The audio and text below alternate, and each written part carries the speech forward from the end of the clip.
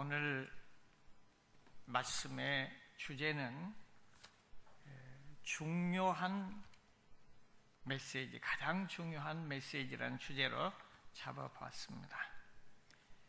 제가 설교를 준비하면서 우리 박 목사님이 한국에 나가 계시는 3주 동안 제가 설교를 하게 되는데 어떤 설교를 해야 될까요? 하나님 앞에 기도하면서 여러 가지로 생각을 해봤습니다. 오늘이 마지막이라고 생각하고 내가 어떤 설교를 할까요? 라고 기도하면서 생각하다가 결국은 이 본문 말씀을 정했습니다. 이 세상에는 많은 정보들이 있습니다. 오늘날은 일시간에, 순식간에 세계 방방곡곡에 있는 모든 사건들을 직접 안방에 앉아서 볼 수가 있고 내 컴퓨터에서 볼 수가 있습니다. 참 좋은 세상입니다. 그러나 좋은 소식도 있지만 때를 따라서는 밀려오는 정보로 인하여 피곤한 세대이기도 합니다. 이 많은 좋은 정보 가운데서 가장 중요한 정보, 좋은 정보가 무엇일까 생각해 보면서 이 말씀을 선택을 했습니다. 인류 역사상 가장 중요한 메시지는 인류 역사상 가장 위대하신 예수님의 메시지로서 천국 복음입니다. 그래서 오늘은 가장 위대한 메시지를 이제 생각해 보고자 하는 것입니다. 아무리 뜨거운 태양빛도 고기를 삶지 못합니다. 그러나 흐릿한 날씨에도 이 돋보기에 초점을 맞춰 놓으면 여기에 불이 일어납니다. 우리가 예배 드릴 때 설교를 듣고 은혜를 받겠다, 이런 마음을 가지고 하면 은혜 받고 돌아가게 되고, 그렇지 않으면 그냥 형식적인 예배 드리고 갑니다. 하지만 내가 하나님을 만나겠다고 내 마음을 하나님께 사이클을 맞추면 하나님을 만나는 역사가 일어날 줄로 믿습니다. 사람은 누구나 출생의 과정과 더불어 죽음의 과정이 있습니다. 이 사실을 모르는 사람은 한 사람도 없습니다. 그런데 불행하게도 한 번 죽는 것은 사람에게 정하신 것이라는 이 사실은 알면서도 그 이후에 기록되어 있는 그 후에는 심판이 있으리니라고 하는 말씀을 모른다는 데 있는 것입니다. 사람에게는 매사에 준비가 필요합니다. 사람만 준비할 수 있는 지혜가 있습니다. 왜냐하면 짐승들은 어떠한 경우에도 준비하지 않습니다. 염려하지 않습니다. 그러나 인간만이 준비할 수 있는 이런 지혜가 있습니다. 왜? 하나님의 형상대로 창조함을 받은 특별한 존재이기 때문입니다. 그런데 이 준비 가운데는 여러 가지가 있는데 그 중에도 입시 준비, 취업 준비, 결혼 준비, 은퇴 준비 같은 것은 아주 필요합니다. 그러지 않으면 삶이 고달프고 불행해지기 때문입니다. 그런데 사람들에게는 이것들보다 더 철저히 준비해야 될 것이 있으니 이것은 곧 죽음에 대한 준비인 줄로 믿습니다. 그렇지 않으면 지옥에서 영원히 고통받으며 살 수밖에 없는 불행을 초래할 수 있기 때문입니다. 저는 지난 주간에 때를 따라서 간증을 인터넷을 통해서 많이 봅니다. 그런데 아프가니스탄에 수년 전에 가서 순교했던 배 누구죠 이름이? 금방 또 생각이 안 나네. 배형규 목사님과 함께 했던 어느 집사님의 간증하는 것을 보면서 제가 은혜를 받았습니다.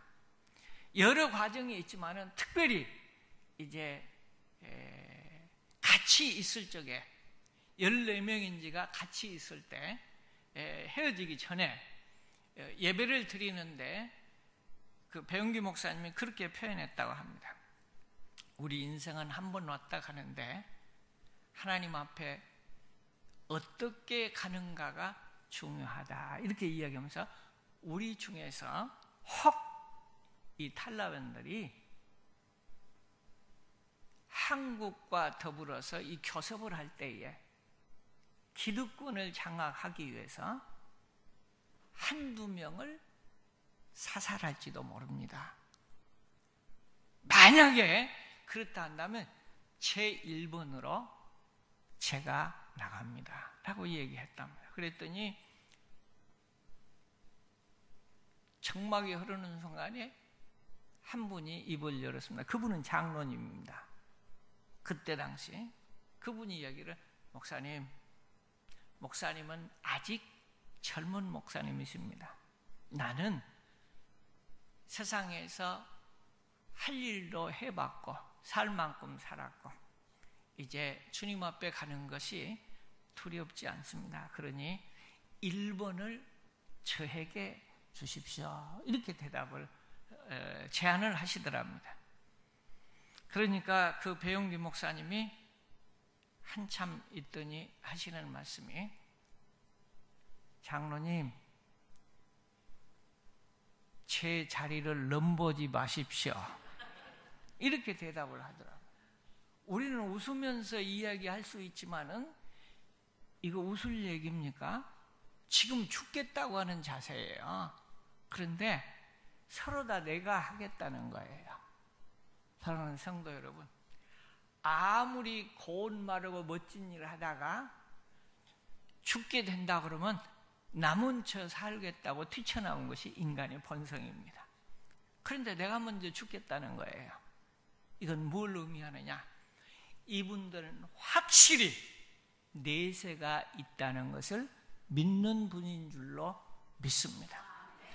많은 순교자들이 두려움과 공포에 있다가도 막상 순교의 순간에는 찬송을 부르며 기쁨으로 광채가 나는 것을 볼 수 있는데 그것은 성령님이 함께 하심인 줄로 믿습니다. 이 세상에 귀중한 일들이 많이 있지만 가장 중요한 것은 우리의 생명입니다. 그래서 마태복음에도 천하보다도 더 귀한 생명이라고 말씀하십니다.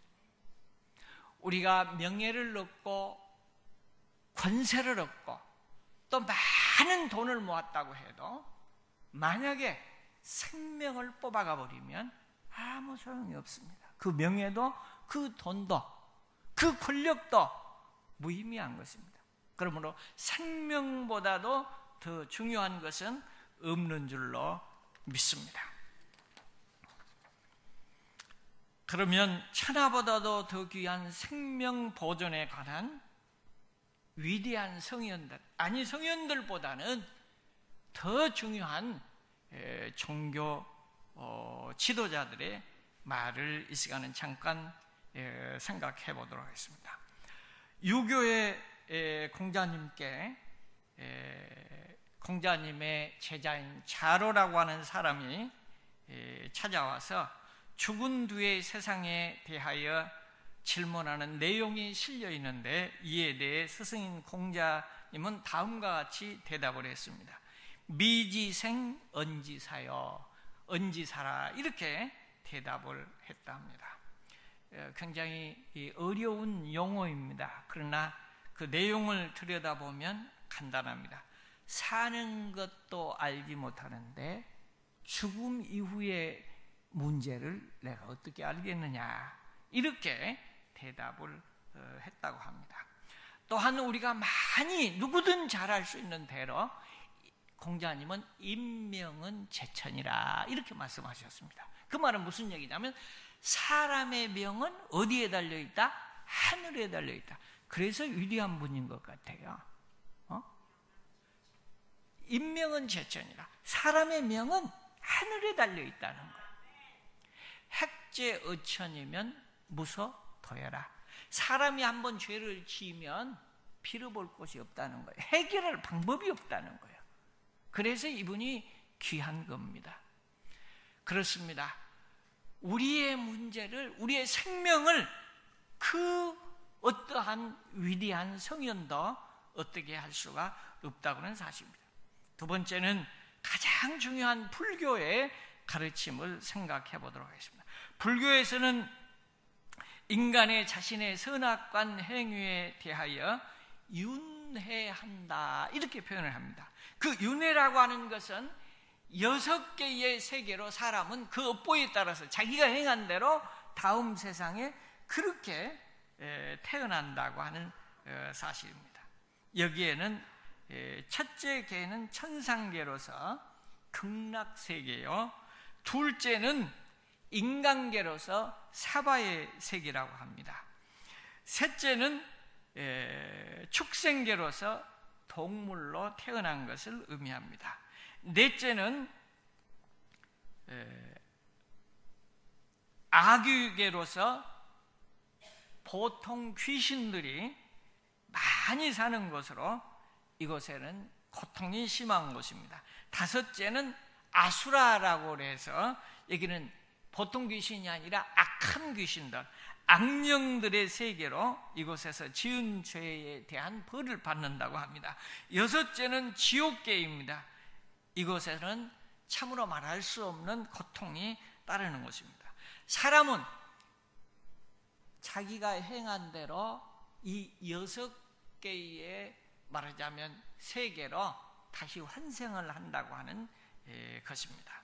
그러므로 고통스러운 윤회의 수레바퀴를 벗어나지 못하며 오직 해탈을 통해서만 이러한 고통에서 빠져나올 수 있다고 믿고 가르치고 있습니다. 그러므로 불교에서는 이렇게 끝없이 되풀이되는 윤회의 고통에서 벗어나기 위해서 수행을 통해서 깨달음을 갖고 부처가 돼야 된다고 합니다. 그런데 이 석가모니는 열반해서 부처가 되었다고 그렇게 믿습니다. 그런데 이 석가모니가 열반해서 부처가 되기까지는 인생계에 한 번 와서 선하고 착하고 공을 많이 들여서 부처가 되는 것이 아닙니다. 전번에 제가 설교 때도 말씀을 드렸습니다마는 저는 사람 가운데는 존경할 만한 사람이 많이 있겠지만은 저는 사람 가운데는 불교의 한국의 유명하신 분 성철 그 스님을 제가 존경을 합니다. 인간으로서는. 왜 존경을 하느냐 그러면 그분은 인간이 할 수 없는 그런 수행을 하신 분입니다. 그리고 너무 깨끗하고 정직하신 분입니다. 그 탕명한 소장님이 그 성철 스님하고 인터뷰를 했어요. 그러면서 스님, 제가 알기로는 부처님께서는 내가 하나님이다 그렇게 이야기하지 아니하시고 부처님께서는 수행을 해서 깨끗하게 살아야 성불할 수 있다, 부처가 될 수 있다 이렇게 가르쳤는데 오늘날 절에 가서 사람들이 공을 들이고 또 이렇게 복받기를 비는데 이런 것은 불교의 원리가 아니지 않습니까? 라고 물었습니다. 그랬더니 그 성철 스님이 우리 같으면 화를 버럭 낼 수 있는 얘기인데 맞습니다. 옳습니다. 불교는 신을 섬기는 것이 아니고 내가 깨달음을 갖는 것입니다. 그런데 그러면 성철 스님께서 이걸 선포하고 가르쳐야 될 것이 아닙니까? 계도해야 될 것이 아닙니까? 이렇게 얘기했더니 그 성철 스님께서 말씀하시기를 이것은 불가능합니다. 왜 불가능하냐? 만약에 제가 그렇게 하면 불교계에서 스님들이 난리가 날 겁니다. 그리고 만약에 그렇게 된다면 한국 불교는 패망하게 될 것입니다. 이렇게 대답을 했습니다. 얼마나 깨끗한 분입니까? 마지막 죽을 때 성철 스님이 하시는 말씀이 있습니다. 내가 죄를 지었는데 피로 볼 곳이 없다. 내가 수많은 죄를 짓다. 이렇게 표현했다. 그러나 이분이 얘기한 것은 양심의 죄를 이야기한 것이지 우리와는 전혀 다른 삶을 살았습니다. 여러 가지가 있지만은 그는 18년 동안 한 번도 벽에를 베지 않았습니다. 18년 동안. 그건 무슨 얘기냐면 수행을 하고 자기 고통을 받으면서 18년 동안 누워 자지 않고 앉아서 잤다는 거예요. 우리로 이야기하면 기도한 거예요. 기도하면서 잔 거예요. 뜬 눈으로. 우리가 아무리 믿음을 갖는들 그렇게 할 수 있어요? 없잖아요. 이렇게 그분은 진리를 사모하고 첨언했습니다. 그런데 성철 스님이 열반이 했습니까? 아니요. 해탈하지 못했습니다. 너무 불쌍합니다. 이 법화경에 보면 석가모니께서 수행을 했는데 인생을 한 번에 서 오는 게 아니고 43억 2천만 년 동안 수행을 했다 이렇게 돼 있어요. 그런 기간 동안 이것을 180억 급을 했다. 그러니까 우리는 숫자로 셀 수 없어요. 숫자로. 그렇게 해서 석가모니께서 부처님이 됐다는 거예요. 열반을 했다는 거예요. 그 외에는 인생 가운데서 아직 불교의 교리로 하면 한 사람도 부처님이 된 사람이 없어요. 부처님 여러 명이라고 들어봤어요? 아니요. 석가모니 한 분밖에 없어요. 그러면 구원 받을 수 있다는 거예요? 없다는 거예요? 없는 거예요. 아무리 어떻게 성철 스님처럼 그렇게 해도 없는 거예요. 그러한 길을 우리가 간다는 것은 얼마나 어리석은 일인지 모릅니다. 또한 성철 스님은 마지막 이야기합니다. 내가 지옥에 들어가는구나. 제가 먼저도 말씀드렸습니다. 그것을 알고 했는지 모르고 했는지는 몰라요. 그러나 제가 믿기는 사람이 죽을 때는 영안이 열린다고 그래요. 믿는 자들은 그래서 기쁨으로 환하게 웃으면서 주님의 품에 안기게 됩니다. 그러나 불신자들은 고통을 하면서 영안이 열리기 때문에 그걸 보는 거예요. 아마 성철 스님도 그렇지 않았는가 이렇게 생각을 합니다. 우리는 이 세상에서 여러 가지 소식들이 있지만은 메시지들이 있지만 가장 중요한 메시지는 예수님의 메시지입니다. 예수를 믿어야 천국 가는 줄로 믿습니다. 기독교의 가르침은 예수 그리스도를 믿고 영접하면 구원을 받습니다. 하나님이 세상을 이처럼 사랑하사 독생자를 주셨으니 누구든지 예수 믿으면 구원함을 받습니다. 그래서 사도행전 16장 31절에 주 예수를 믿으라 그리하면 너와 내 집에 구원을 받으리라고 말씀하십니다. 우리는 복음을 증거해야 됩니다. 예수 그리스도를 증거해야 됩니다. 예수님의 메시지는 복음입니다. 유한겔리온입니다. 유한겔리온의 말은 무슨 얘기냐? 좋은 소식, 복된 소식. 이 세상에서 가장 좋은 소식은 예수 믿고 지옥 갈 백성이 천국 가는 일인 줄로 믿습니다. 그러면 천국은 어떻게 가는가? 천국은 회개하는 자가 들어가는 줄로 믿습니다. 그래서 예수님께서 말씀합니다. 예수님이 제일 처음에 하신 설교가 회개하라 천국이 가까웠느니라 하는 말씀입니다. 회개하는 자만이 천국에 갑니다. 이 회개는 무슨 회개냐? 영적인 회개입니다. 죄는 많은 종류가 있지만은 죄를 짓는다고 해서 다 사형시키지 않습니다. 사형시키는 죄는 따로 있습니다. 모든 죄가 하나님이 미워하신 것이고 형벌을 받을 것이로되 지옥의 형벌을 받는 죄는 오직 한 가지입니다. 그것은 뭐냐? 하나님이 이 세상을 만드시고 우리에게 축복 주시고 구원 주시는데 하나님이 어디 있냐? 하나님이 없다. 그리고 다른 신을 섬기는 죄에 대해서 하나님이 용서하지 않습니다. 이 법조항은 출애굽기 20장 신명기에 기록하신 10계명에 나와 있습니다. 10계명의 제1계명이 뭡니까? 나 외에 다른 신을 섬기지 말라. 두 번째 계명이 무엇입니까? 위로 하늘에 있는 것이나 아래 땅에 있는 것이나 땅 아래 물속에 있는 무슨 형상이든지 만들지 말고 거기 절하지 말라. 이 계명 10계명 1계명과 2계명을 병하는 자들만이 지옥에 가는 줄로 믿습니다. 이 회개는 한 가지 회개입니다. 영적인 회개입니다. 이 영적인 회개는 예수 안 믿은 것을,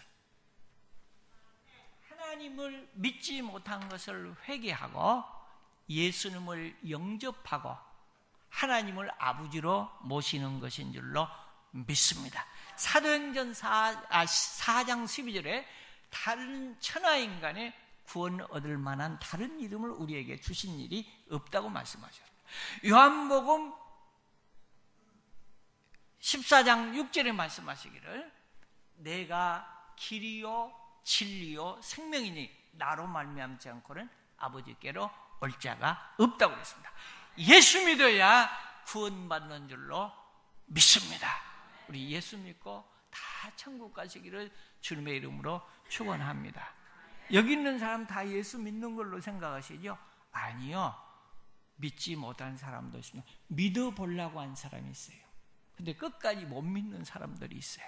여러분 예수 믿고 천국 가시기를 주님의 이름으로 축원합니다. 예수 믿고도 천국 가지 못한 사람들은 얼마나 불행한지 모릅니다. 그러면 어떻게 회개할까요? 회개는 크게 나누어서 회개는 두 가지 종류가 있습니다. 이를테면 우리가 세탁을 하더라도 물빨래를 할 것과 있고 드레이클링 할 것이 다릅니다. 마찬가지로 우리 죄는 수만 가지가 있지만 크게 나누면 두 가지입니다. 하나는 뭐냐? 영적인 죄예요. 이것을 신학적으로는 원죄라고 얘기합니다. 이를테면 내가 황인종의 조상을 모셨으면 우리는 노란 거예요. 그런데 우리는 본의 아니게 어떤 사람은 백인종으로 태어났어요. 그 사람은 어때요? 하얗습니다. 어떤 사람은 본의 아니게 흑인종으로 태어났어요. 그 사람은 검습니다. 이것은 어쩔 수 없는 거예요. 자기로 하는 게 아니에요. 피로 내려온 것입니다. 마찬가지로 우리는 아담의 범죄로 인하여 모든 인간이 로마서 3장 20절에 기록하기를 의인은 없나니 한 사람도 없다고 그랬어요. 다 죄인이요. 우리를 죄를 범했습니다. 그러므로 지옥에 갈 수밖에 없는 존재입니다. 이 죄의 죄가 영적인 죄예요. 이 영적인 죄는 어떻게 씻어야 되냐? 예수 그리스도의 흘리신 보혈의 피로 말미암아 씻을 수 있는 줄로 믿습니다. 그래서 그리스도의 보혈로 예수님을 영접할 때 요한복음 1장 12절에 기록하기를 그 아들 예수 그리스도를 영접하는 자는 하나님의 자녀가 되는 권세를 주셨으니 하나님의 자녀가 되는 줄로 믿습니다. 그러므로 우리는 예수 믿으면 천국 가게 되는 줄로 믿습니다. 그는 키가 적든 크든 영어를 잘하든 못하든 그건 상관없습니다. 미국의 시민은 미국의 법의 보호를 받게 되는 줄로 믿습니다. 우리가 잘하고 못하고 때문에 천국 가는 것이 결코 아닙니다. 예수님의 피를 믿음으로 구원받은 줄로 믿습니다. 이것이 영적인 죄예요. 이것은 요한복음 1장 7절에 그 아들 예수 그리스도의 피가 우리를 모든 죄에서 깨끗게 하실 것이요, 예수 그리스도만 믿으면 예수 그리스도의 보혈로 하나님 앞에서는 의인으로 인정을 받는 줄로 믿습니다. 사람이 마음으로 믿어 의에 이르고 입으로 시인하여 구원을 얻느니라. 입으로 예수님을 구주로 믿는 자들이 구원받는 줄로 믿습니다. 그러나 두 번째, 그럼에도 불구하고 우리 인생들은 죄가 있습니다. 그 죄는 무슨 죄냐? 지옥에 해당되는 것은 아니지만은 이 죄는 이 세상에 행한 대로 이 세상에서 보응을 받아.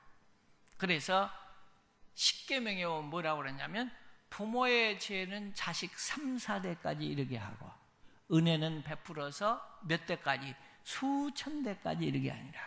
여러분, 부모가 건강이 좋지 않고 부모가 말하자면 재산이 충분하지 못하면 자식이 어려움을 당해. 부모가 잘 되면 자식이, 그러면 3, 4대까지 가요. 근데 하나님은 좋은 분이기 때문에 은혜는 수천 대까지 이르게 합니다. 그런데 이 죄를 어떻게 용서를 받을 수 있느냐?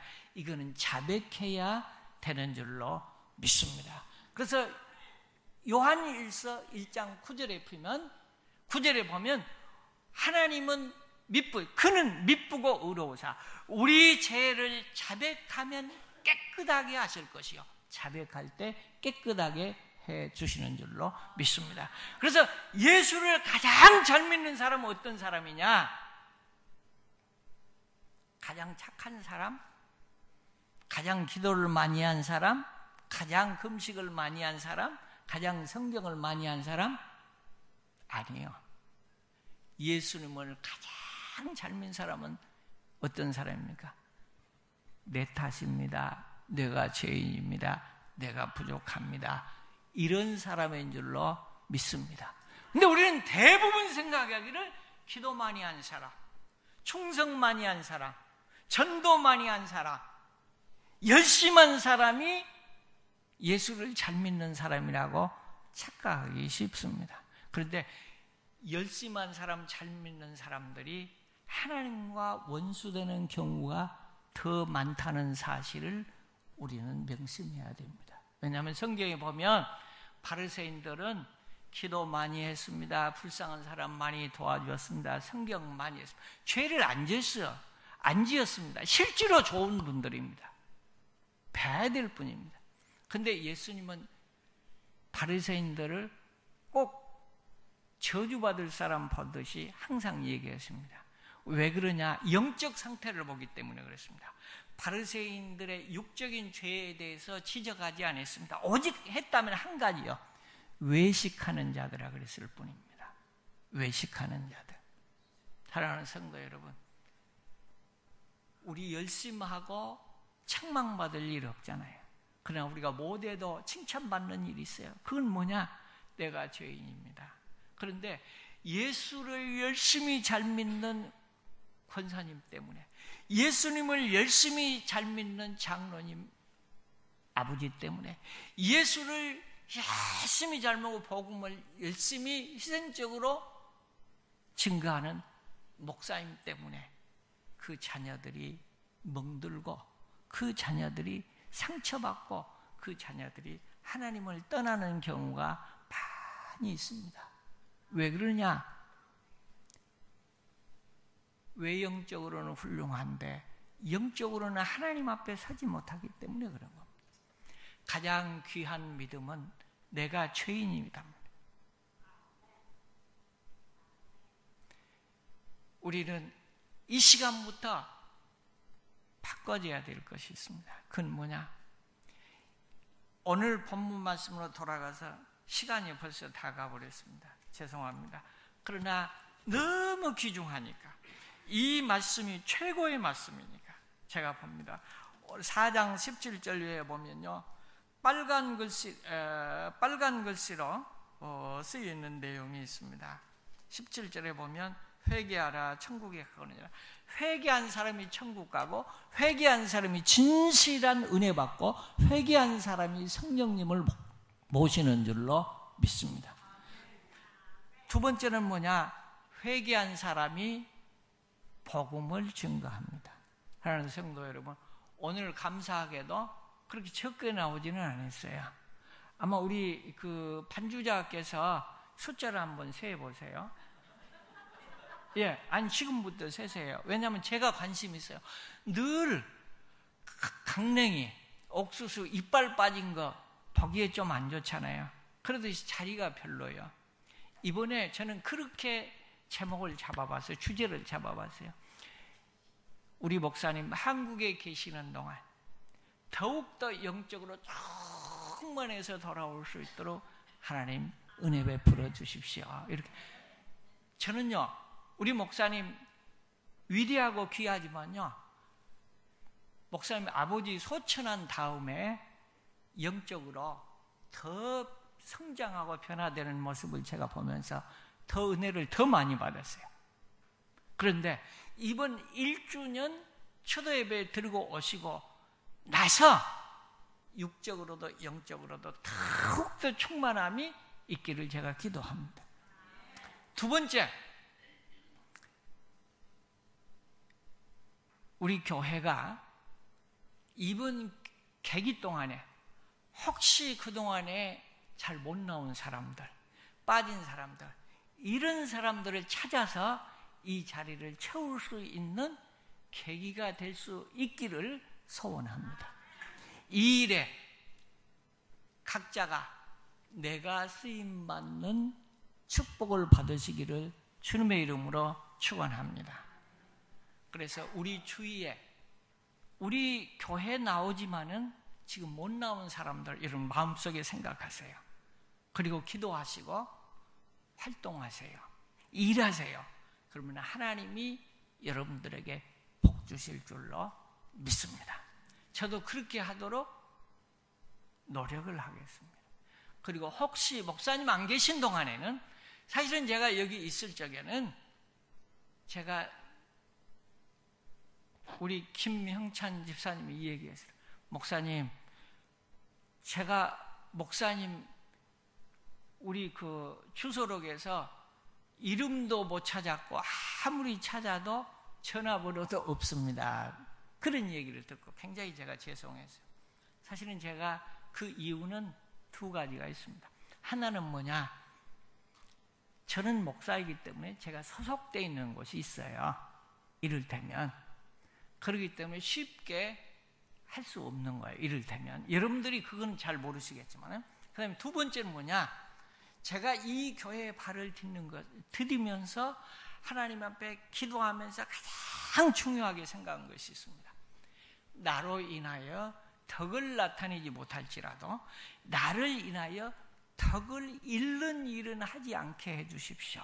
이렇게 제가 기도했어요. 그래서 제가 어떠한 경우에도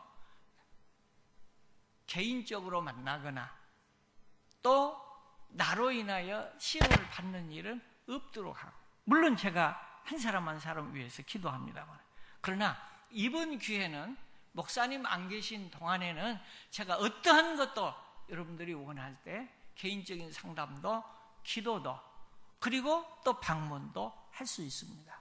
또 그렇게 하려고 생각합니다. 그러므로 여러분들도 활용해 주시고 함께 기도하면서 은혜 나눌 수 있기를 주님의 이름으로 부탁을 드립니다. 믿음은 내가 생각하고 말하고 행동하는 것으로 열매가 나타난 줄로 믿습니다. 내가 은혜 받겠다. 그럼 은혜 받는 거예요. 왜? 하나님은 그 말에 권세를 주신 거예요. 그리고 그 마음에 역사하신 거예요. 그래서 사람들이 아무리 많이 있어도 마음의 문의 뚜껑을 닫아놓은 사람은 은혜 받지 못합니다. 그리고 하나님의 역사가 일어나지 않습니다. 그러나 많은 사람이 있는데 경우에 따라서는 한두 명들이 하나님의 은혜를 강하게 받고 성령의 역사와 치유함을 놀랍게 받습니다. 그것은 뭐냐? 내가 하나님과 사이클이 맞아서 하나님의 말씀으로 받기 때문에 그렇습니다. 이번 기회가, 이번에 제가 황 전도사님에게 제일 미안해. 왜 그러냐? 제가 그랬어요. 그냥 처음에 생각할 때 목사님, 이번엔 제가 주일날과 금요일 계속해서 제가 설교를 하겠습니다 라고 말씀을 드렸어요. 그랬더니 네라고 대답하면서 사실은 황정도사님을 의식하고 미안하게 생각하더라고. 왜냐면 연습이라도 좀 많이 하는 것이 좋기 때문에. 근데 제가 그렇게 말씀을 드렸던 이유는 어디 있느냐? 제가 집중하기 위해서 그랬어요. 하나님 성도 여러분, 김태선 목사는 아무것도 아니에요. 연약해, 부족함이 많아요. 그러나 여러분들이 작심하고 기도하면서 역사를 이루려고 할 때 이번 계기를 통해서 영육 간에 놀라운 변화도 일어날 줄로 믿습니다.